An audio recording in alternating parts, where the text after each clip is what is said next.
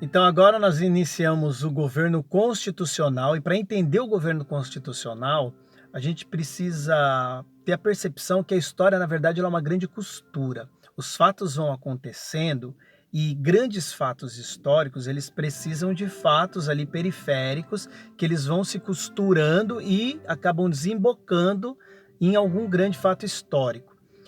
A percepção que nós vamos ter é que esse período constitucional, ele é a preparação para o grande terceiro momento do governo Vargas, que nós vamos ver logo depois, obviamente, que terminar o governo constitucional.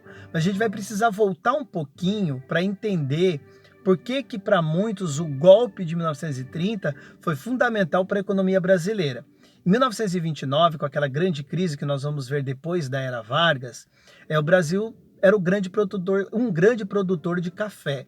Sendo esse grande produtor de café, ele acabou sofrendo muito com a diminuição das exportações, principalmente para os Estados Unidos.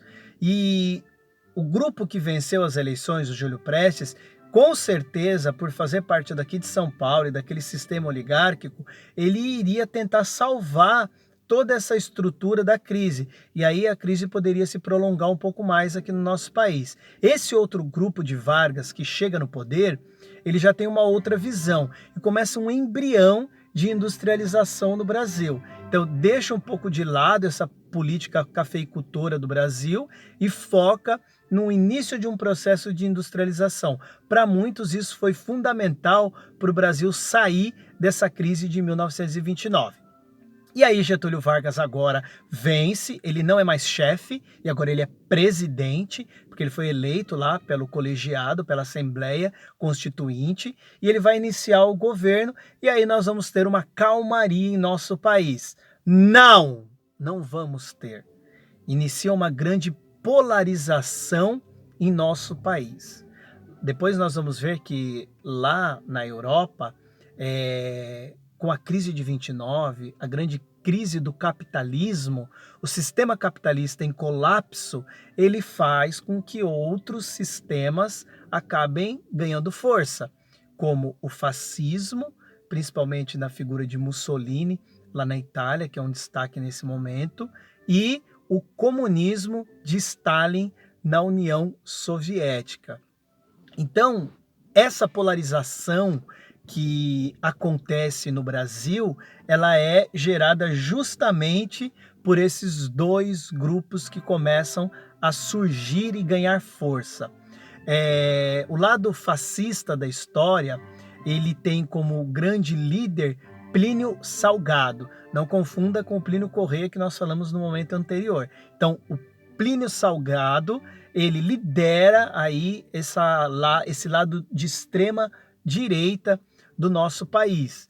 Então ele começa a ser formulado e criado ali na Revolução de 32 e ele ganha força. Já do lado do comunismo, quem ganha força é um dos grandes nomes da história do Brasil, Luiz Carlos Prestes, que lá na década de 20 fez parte, né, grande símbolo, a coluna Prestes, ele lidera esse lado comunista, esse lado da esquerda, e o país fica polarizado. O foco principal do grupo da extrema-direita, eles criam milícias e o foco é atacar principalmente os grupos comunistas e ter um regime aqui no Brasil parecido com os da Itália, da Espanha e de Portugal. Já o comunismo aqui no Brasil, liderado por Luiz Carlos Prestes, ele tem lá a sua visão, a sua ligação com o movimento da União Soviética. Tanto é que Luiz Carlos Prestes chegou a morar em Moscou por algum período antes dele voltar aqui para o Brasil para liderar essa extrema esquerda, esse lado do nosso país.